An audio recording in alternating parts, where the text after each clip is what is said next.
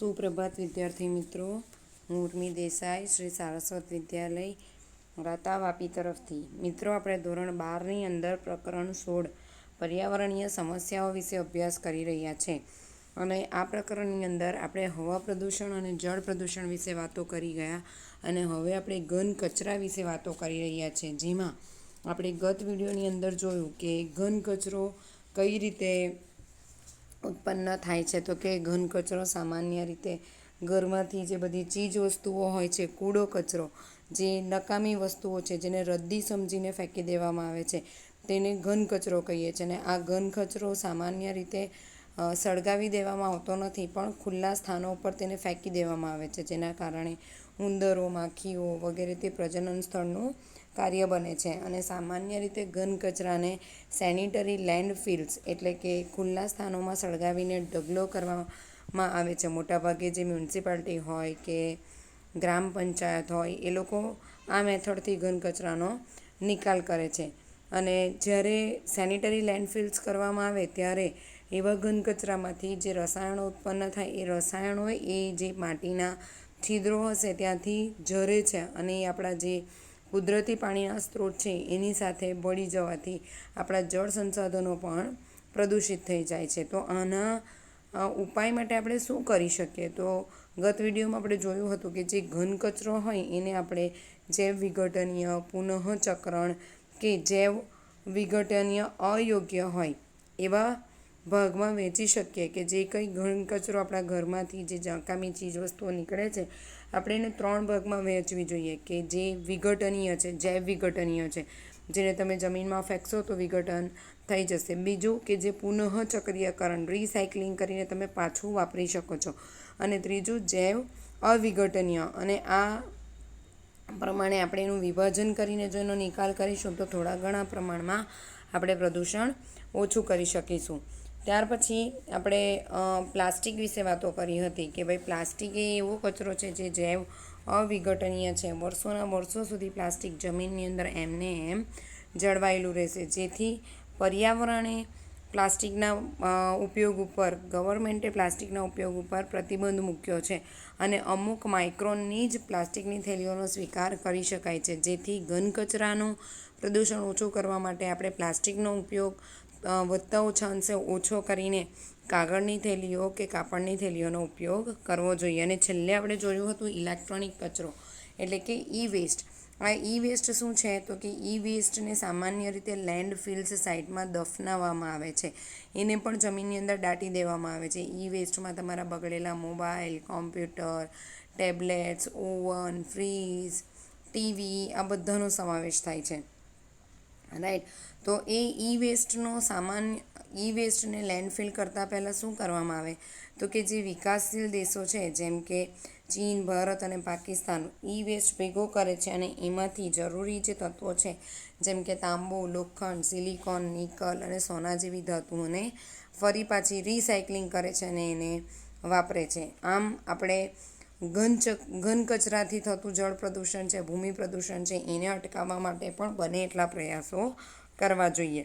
હવે આપણે આગળ જોઈશું પ્લાસ્ટિક કચરા માટે ઉપચારના કિસ્સાનું અધ્યયન.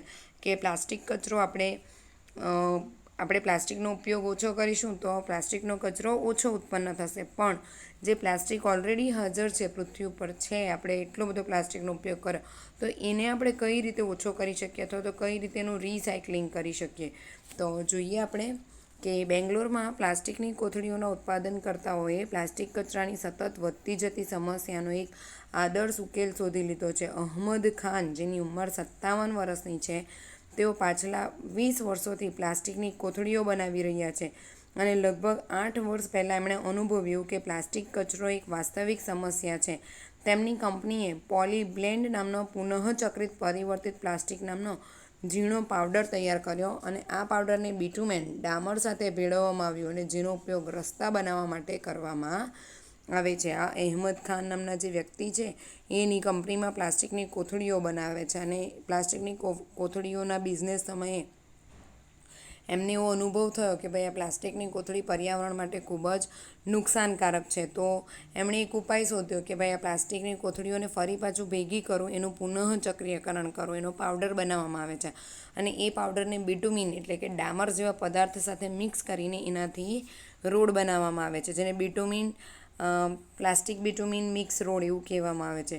અહમદ ખાનને આરવી ઇજનેરી કોલેજ તથા બેંગ્લોર શહેર કોર્પોરેશનના સહયોગથી બિટુમિન અને પોલીબ્લેન્ડ સંમિશ્રણનો ઉપયોગ કર્યો અને માર્ગ બનાવતી વખતે જણાયું કે બિટુમિનનો જલ વિકર્ષક ગુણધર્મ વધી ગયો તથા તેના કારણે રસ્તાની વય 3 ગણી વધી ગઈ. પ્લાસ્ટિક આમ જોઈએ તો પાણી માટે અવરોધક છે, બરાબર. આપણે ઘણી બધી વસ્તુઓ પ્લાસ્ટિકની બેગમાં કેરી કરીએ જેથી એને પાણીની અસર ના થાય. તો જ્યારે બિટુમિન અને પ્લાસ્ટિકને મિક્સ કરીને રોડ બનાવવામાં આવ્યો તો એ રોડની ટકાઉ ક્ષમતા 3 ગણી વધી ગઈ. ચોમાસામાં જે સામાન્ય રીતે પાણી ભરાઈ રહેવાના કારણે, રસ્તાના ખાડામાં પાણી ભરાઈ રહેવાના કારણે રસ્તા ખરાબ થઈ જાય તો આપણે બિટુમિન અને પોલીબ્લેન્ડ મિક્સ જો એનાથી જો રોડ બનાવીએ તો એ પાણીની રિપેલેન્ટ શક્તિ એટલે કે બિટુમિન રોડની રિપેલેન્ટ શક્તિ વધારે છે, એ પાણીને પોતાની ઉપર રહેવા દેશે નહીં, જેના કારણે એ રસ્તો 3 ગણો ટકાઉ બનશે.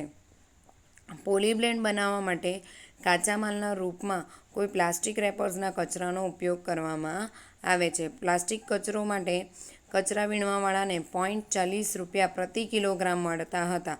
હવે અહમદ ખાનથી તેમને ₹6 પ્રતિ કિલોગ્રામ મળવા લાગ્યા છે. બેંગ્લોરમાં ખાનની પદ્ધતિનો ઉપયોગ કરીને વર્ષ 2002 સુધીમાં લગભગ 40 કિલોમીટર રસ્તાનું નિર્માણ થઈ ચૂક્યું છે. હવે અહમદ ખાનને પોલીબ્લેન્ડ તૈયાર કરવા માટે જલ્દીથી પ્લાસ્ટિક કચરાની અછત પડવા લાગશે. પોલીબ્લેન્ડની શોધ કરવા માટે અહમદ ખાનનો આભાર માનવો પડે કે હવે આપણે પ્લાસ્ટિક કચરાના દમ ઘૂંટી નાખતા દુષ્પ્રભાવથી પોતાને બચાવી શકીએ છીએ. પણ આપણે જેમ પ્લાસ્ટિકથી આ પ્લાસ્ટિક બિટુમિનનો રોડ બનાવ્યો તો એનો મતલબ એ નથી કે આપણે પ્લાસ્ટિકને ફરી પાછા વાપરી શકીએ. બને ત્યાં સુધી પ્લાસ્ટિકનો ઉપયોગ ટાળવો જોઈએ. તો આ એક ઘન કચરાના નિકાલ માટે અહમદ ખાન નામના વ્યક્તિ જે બેંગ્લોરના છે એમણે એક સરસ ઉપાય સૂચવ્યો. હજી જળ પ્રદૂષણ માટે અને જમીન પ્રદૂષણ માટે કોણ જવાબદાર છે? તો કે જળ પ્રદૂષણ માટે અને જમીન પ્રદૂષણ માટે કૃષિ રસાયણો અને તેમની અસરો જવાબદાર છે.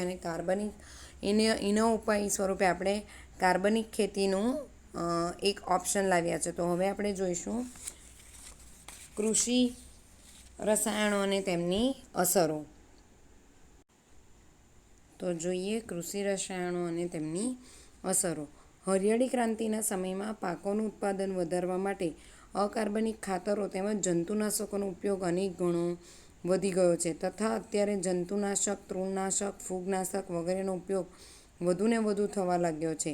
આ આકસ્મિક ઘટનાક્રમને જોતાં આ રસાયણે બધા ધ્યાનમાં ન લેવાયેલા સજીવો માટે પણ ઝેરી છે કે જેઓ ભૂમિ નિવસન તંત્રમાં મહત્વપૂર્ણ ઘટકો છે. શું તમે વિચારી શકો કે સ્થળજ નિવસન તંત્રમાં તેમનું જૈવિક વિવર્ધન એટલે કે જૈવિક વિશાલન કરી શકાય?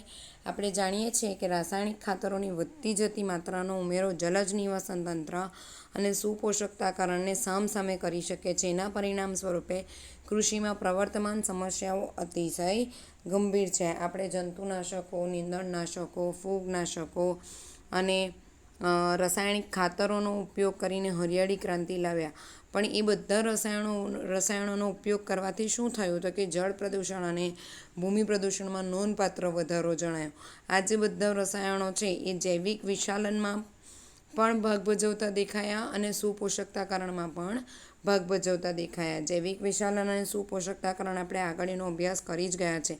જૈવિક વિશાલન એટલે શું? તો કે કોઈ ઝેરી રસાયણ પહેલાં પ્રાથમિક પોષક સ્તરના સજીવોમાંથી દ્વિતીય પોષક સ્તર એમ આહાર શૃંખલામાં આગળ વધે. અને સુપોષકતાકરણ એટલે કે જે તે જલીય નિવસન તંત્રની અંદર સુપોષકતાકરણ જે તળાવ હોય, જળાશય હોય, સરોવર હોય એની અંદર સુપોષકતાકરણ થવાના કારણે અકાર્બનિક પદાર્થોનું પ્રમાણ વધવાના કારણે નાઇટ્રોજન અને ફોસ્ફરસનું પ્રમાણ વધે અને જેના કારણે એ જલીય નિવસન તંત્ર ધીરે ધીરે મરુ નિવસન તંત્રમાં ફેરવાઈ શકે છે.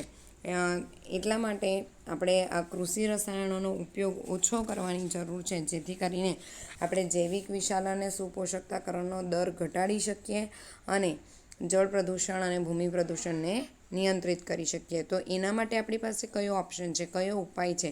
તો કે એના માટે આપણે કાર્બનિક ખેતી કરી શકીએ છીએ. આપણે કાર્બનિક ખેતી એટલે શું? તો કે કાર્બનિક ખેતી એટલે કોઈ કાર્બનિક પદાર્થોનો ઉપયોગ કરીને એ કાર્બનિક પદાર્થોને રસાયણ તરીકે, ખાતર તરીકે ઉપયોગ કરવો, જેથી કરીને આપણે આ જે ઝેરી વિષકારક રસાયણો છે એનો ઉપયોગ ઓછો કરી શકીએ. તો એમાં પણ જેમ આપણે અહમદ ખાનને જોયો કે એણે ઘન કચરાના નિકાલ માટે એક સરસ પ્રયુક્તિ વર્ણવી હતી, એવી જ રીતે એક હરિયાણાના ખેડૂત છે રમેશચંદ્ર ડાંગર, એમણે આ કાર્બનિક ખેતી માટેનો ઉપાય સૂચવ્યો. સંકલિત કાર્બનિક ખેતી એક ચક્રીય, કદી કચરો પેદા ન થાય તેવી પ્રક્રિયા છે. કાર્બનિક ખેતી શું છે? તો કે કાર્બનિક ખેતીની અંદર કચરાનું પ્રમાણ, જે વ્યર્થ પદાર્થો છે, નકામા પદાર્થો છે, એનું ઉત્પાદન નહીવત થાય એવી એક પ્રક્રિયા છે, જ્યાં એક પ્રક્રિયાથી ઉત્પાદિત કચરો બીજી પ્રક્રિયા માટે પોષક તત્વો તરીકે વર્તે છે. આ પ્રકારે સંશોધનની મહત્તમ ઉપયોગિતા સંભવ છે તથા ઉત્પાદનની ક્ષમતા પણ વધે છે. રમેશચંદ્ર ડાગર નામના સોનીપત હરિયાણાના એક ખેડૂત પણ આ જ કામ કરી રહ્યા છે. તેઓ શું કરે છે? તો કે એમનું જે ખેતર છે ત્યાં તેઓ મધમાખી પાલન, ડેરી વ્યવસ્થાપન, જળ સંગ્રહણ, સેન્દ્રિય બનાવટ તથા કૃષિ વિષયક કાર્ય વગેરેનો સમાવેશ કરીને એક શૃંખલામય પ્રક્રિયા ચલાવે છે, જે એકબીજાને આધારિત છે. અને આ પ્રકારે તે એકદમ આર્થિક રીતે પરવડે તેવી અને લાંબો સમય ટકી રહે તેવી પ્રવૃત્તિનો ઉપયોગ કરી રહ્યા છે. આ ઉપજો માટે રાસાયણિક ખાતરોના ઉપયોગની પણ જરૂર રહેતી નથી. હવે આ જે રમેશચંદ્ર ડાગર છે એ શું કરે છે? તો કે પશુધનનો જે ઉત્સર્ગ પદાર્થ છે છાણનો ઉપયોગ કરીને ગોબર ગેસ, બાયોગેસ બનાવે છે અને બાયોગેસનો ઉર્જાના સ્ત્રોત તરીકે ઉપયોગ કરે છે. બાયોગેસના અંતે જે પદાર્થો બચે છે એનો ખાતર બનાવવામાં ઉપયોગ કરીને કુદરતી ખાતર તરીકે એનો ખેતરમાં ઉપયોગ કરે છે. ખેતરની અંદર મધમાખી પાલન પણ કરે છે, જેથી ખેતરના જે પાકો છે એમાં પરાગનયન વ્યવસ્થિત રીતે થાય અને પાકની ઉપજ પણ મળે. અને આ માહિતીના ફેલાવા વિશે તથા ઉત્સાહ દાખવવા સંકલિત કાર્બનિક ખેતીના મહાવરામાં મદદ કરવા માટે ડાંગરે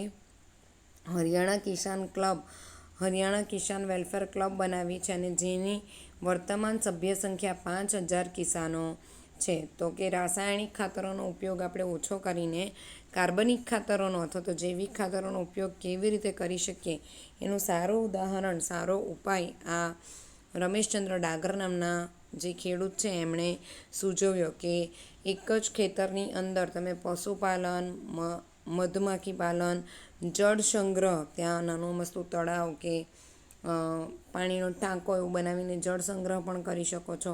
અને આ બધાનો ઉપયોગ કરીને તમે બાયોગેસ ફોર્મેશન કરી શકો છો. બાયોગેસના કારણે જે ઉર્જા ઉત્પન્ન થાય એ જ ઉર્જાનો ઉપયોગ ખેતીવાડીમાં જે ઓજારો હશે કે મોટર હશે પાણીની, એને ચલાવવા માટે કરી શકાય. જે ખાતર મળે છે એ ખાતરનો ઉપયોગ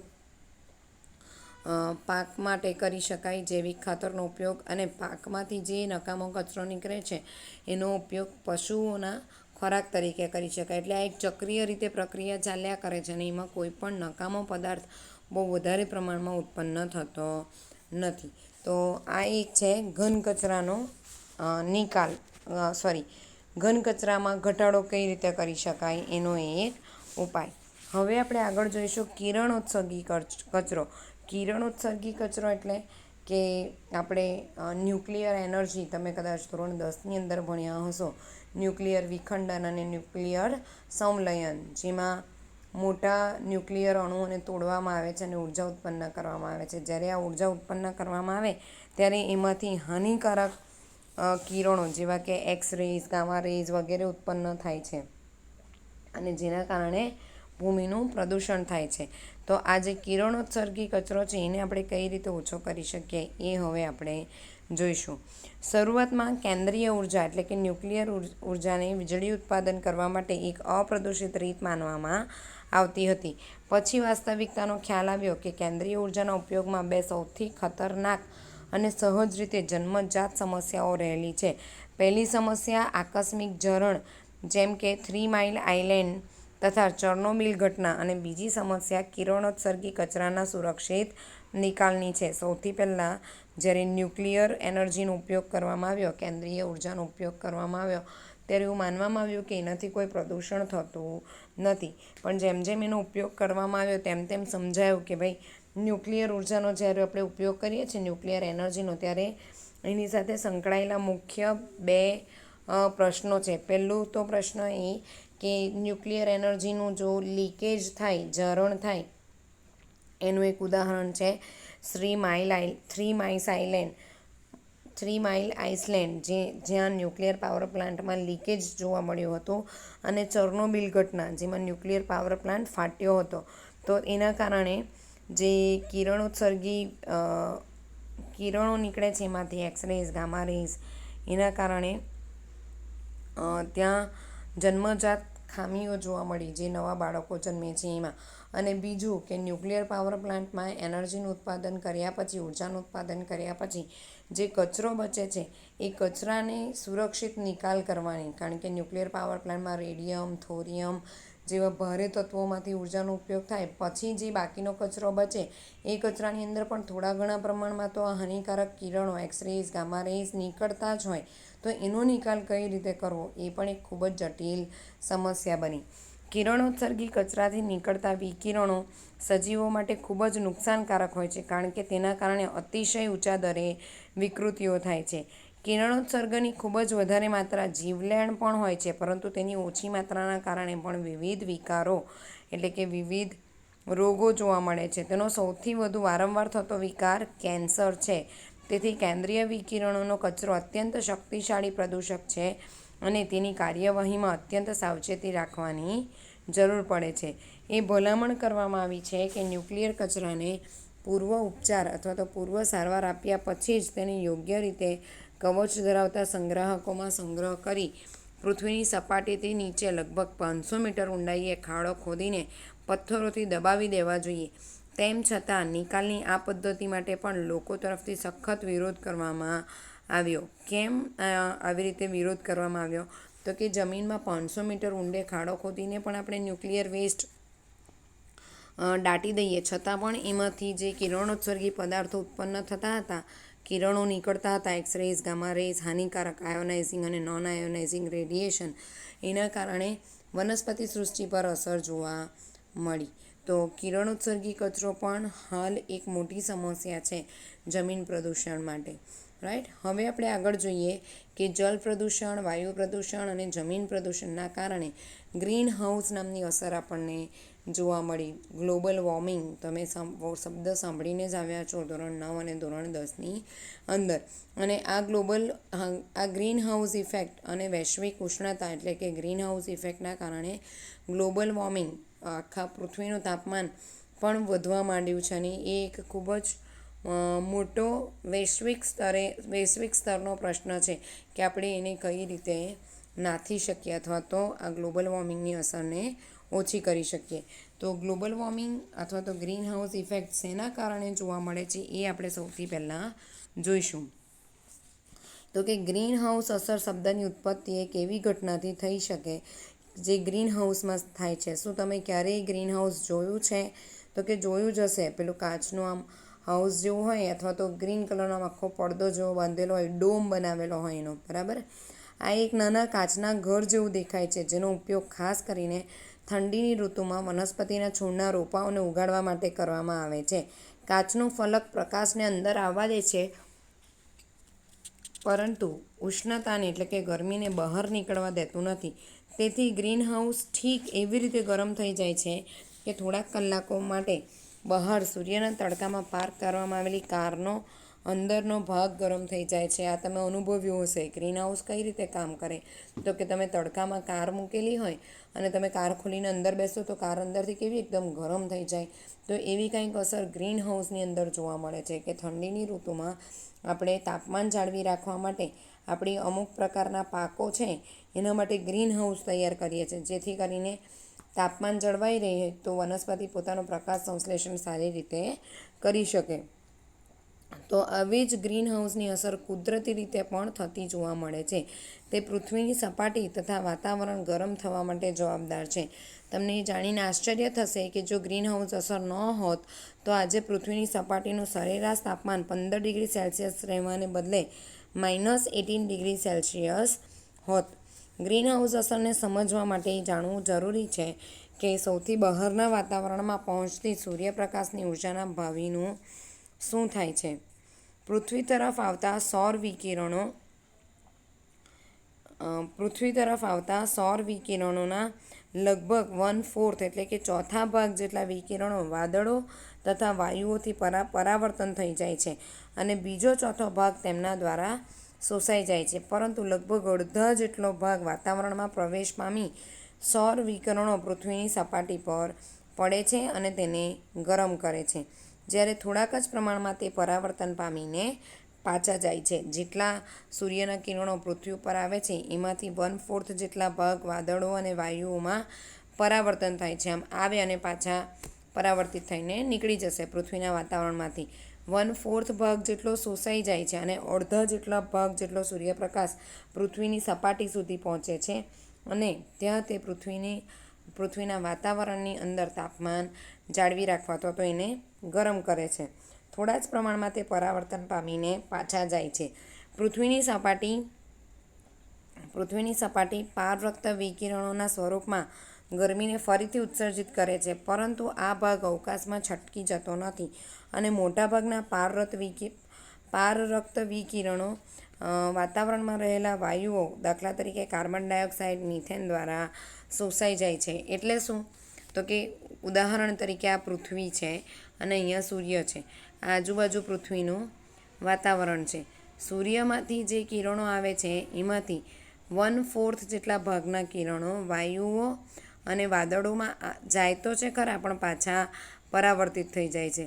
1/4 જેટલા કિરણો વાયુ અને વાદળોમાં શોષાઈ જાય છે અને અડધા કિરણો 50% જેટલા કિરણો પૃથ્વીની સપાટી સુધી પહોંચે છે અને એ પૃથ્વીની સપાટી પર પહોંચે પછી એ પૃથ્વીની સપાટી ફરી પાછા એને પરાવર્તિત તો કરે છે વાતાવરણમાં, પણ વાતાવરણની અંદર કાર્બન ડાયોક્સાઇડ અને મિથેનની દ્વારા તે શોષાઈ જાય છે. આ વાયુના અણુઓ ઉષ્મા ઉર્જાનો ફેલાવો કરે છે અને તેનો મોટો ભાગ ફરીથી પાછો પૃથ્વીની સપાટી પર આવી જાય છે અને ફરી પાછો પૃથ્વીને ગરમ કરે છે. આ ચક્રનું પુનરાવર્તન થતું જ રહે છે અને આ પ્રકારે પૃથ્વીની સપાટી અને નીચે રહેલું વાતાવરણ ગરમ થતું રહે છે.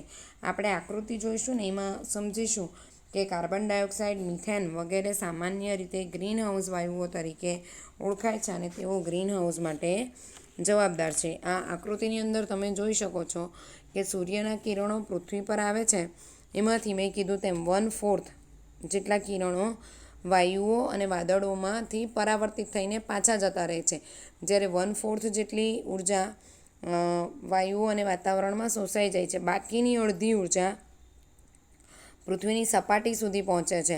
પૃથ્વીની સપાટી સુધી પહોંચ્યા બાદ પૃથ્વીની સપાટીથી ફરી પાછા એ પરાવર્તિત તો થાય, પણ વાતાવરણમાં જે કાર્બન ડાયોક્સાઇડ, મિથેન વગેરે હશે એમાં શોષાઈ જાય. એ કાર્બન ડાયોક્સાઇડ, મિથેન વગેરે ફરી પાછા એને પૃથ્વીની સપાટી ઉપર મોકલે, જેથી પૃથ્વીનું વાતાવરણ ગરમ રહે છે. બીજું, અહીંયા એક બીજી આકૃતિ આપેલી છે પાઈ ચાર્ટ જેવો, કે જેની અંદર દર્શાવેલું છે કે પૃથ્વીનું વાતાવરણને ગરમ કરવા માટે આ બધા વાયુઓ જવાબદાર છે. નાઇટ્રોજન ઓક્સાઇડ, ક્લોરોફ્લોરોકાર્બન, મિથેન અને 60% જેટલો કાર્બન ડાયોક્સાઇડ. તો આ ગ્રીન હાઉસ વાયુઓ કઈ રીતે અસર દર્શાવે છે એ હવે આપણે જોઈએ. તો કે ગ્રીન હાઉસ વાયુઓના સ્તરમાં થતી વૃદ્ધિના કારણે પૃથ્વીની સપાટીની ઉષ્ણતામાં નોંધપાત્ર વધારો થાય છે, જેના કારણે વૈશ્વિક ઉષ્ણતામાન પણ વધવા પામે છે. આપણા ઔદ્યોગિકરણ અને શહેરીકરણના કારણે આપણે જે વાહનો, વિમાનો બધું ઉપયોગમાં લઈએ છીએ એના કારણે વાતાવરણમાં કાર્બન ડાયોક્સાઇડનું પ્રમાણ વધવા માંડ્યું છે અને આ વાયુઓની સાંદ્રતામાં અથવા તો સ્તરમાં વધારો થવાના કારણે પૃથ્વીની સપાટીની ઉષ્ણતા એટલે કે ગરમીમાં પણ નોંધપાત્ર વધારો થયો છે. ગત શતાબ્દી દરમિયાન પૃથ્વીનું તાપમાન 0.6 ડિગ્રી સેલ્સિયસ જેટલું વધવા પામ્યું હતું અને તે પૈકી છેલ્લા 3 દાયકાઓ દરમિયાન તેમાં સૌથી વધારે વૃદ્ધિ થઈ છે. વૈજ્ઞાનિકોનું માનવું છે કે તાપમાનમાં થતા આ વધારાના કારણે પર્યાવરણમાં હાનિકારક ફેરફારો થાય છે અને તેના પરિણામ સ્વરૂપે આબોહવામાં પણ અસાધારણ ફેરફારો થાય છે, જેને અલનીનો અસર કહેવાય છે. અલનીનો અસર એટલે શું? તો કે ગ્રીનહાઉસ વાયુઓના લીધે ગ્રીનહાઉસ અસર જોવા મળે છે. ગ્રીનહાઉસ અસરના લીધે વૈશ્વિક તાપમાનમાં વધારો થાય છે. વૈશ્વિક તાપમાનમાં વધારાના કારણે પર્યાવરણમાં હાનિકારક અસરો જોવા મળે અને જેના કારણે આબોહવામાં પણ અસાધારણ ફેરફારો સર્જાય. અસાધારણ ફેરફારો સર્જાવા એટલે ઉનાળો ચાલતો હોય તો અચાનક કોઈકવાર વરસાદ આવે, માવઠું આવે. અત્યારે તમે જોઈ શકો છો કે ભાઈ દિવાળી નજીક આવવાની હોય ત્યાં સુધીમાં વરસાદ, ભાદરવા મહિનાની અંદર વરસાદ બંધ થઈ જાય, પણ હજી પણ વરસાદ આવી રહ્યો છે. તો આવા બધા અસાધારણ ફેરફારો વાતાવરણની અંદર થવા માંડે છે, જેને આપણે કહીશું અલનીનો અસર. આ રીતે ધ્રુવીય ઘન બરફના શિખરો અને તેવી જ રીતે હિમાલયના બરફ આચ્છાદિત શિખરો જેવા અન્ય સ્થળોનું ઓગળવાનું વધતું જાય છે, જેના પરિણામે વર્ષો પછી સમુદ્રની સપાટીના સ્તરમાં વધારો થશે, જે દરિયા કિનારાના ઘણા તટ અને વિસ્તારોને ડૂબાડી શકે છે. વૈશ્વિક તાપમાનમાં વધારો થવાના કારણે આપણા ધ્રુવ પ્રદેશો પર જે બરફ આચ્છાદિત પ્રદેશો આવેલા છે ત્યાં બરફ પીગળવા માંડ્યો છે, જેના કારણે સમુદ્રની સપાટીના સ્તરમાં વધારો થયો છે અને દરિયા કિનારાના તટના ઘણા બધા વિસ્તારોને તે ડૂબાડી શકે છે. આમ વૈશ્વિક ઉષ્ણતામાનમાં થતા પરિવર્તનોની કુલ સાદૃશ્યતા એ વિષય છે કે હજુ પણ સક્રિય સંશોધન હેઠળ છે. આપણે વૈશ્વિક ઉષ્ણતામાનને કેવી રીતે નિયંત્રિત કરી શકીએ તેને લગતા પગલાંમાં અશ્મિભૂત ઇંધણનો ઉપયોગ ઘટાડવો, કે આપણે ગ્રીનહાઉસ અસર કેવી રીતે ઓછી કરી શકીએ અથવા તો થોડી ઘણી અંશે એમાં મદદરૂપ થઈ શકીએ, તો કે અશ્મિભૂત બળતણનો ઉપયોગ ઘટાડવો, એટલે કે વેહિકલ્સનો ઉપયોગ, પેટ્રોલ, ડીઝલ વગેરેથી ચાલતો વેહિકલ્સનો ઉપયોગ ઓછો કરવો. ઉર્જાના ઉપયોગની કાર્યદક્ષતામાં સુધારો કરવો. જે કંઈ પણ ઉર્જાનું સ્વરૂપ આપણે વાપરીએ છીએ એ પૂરતા પ્રમાણમાં દહન થાય, અપૂર્ણ દહિત ના રહી જાય, એનું પણ ધ્યાન રાખવાનું છે.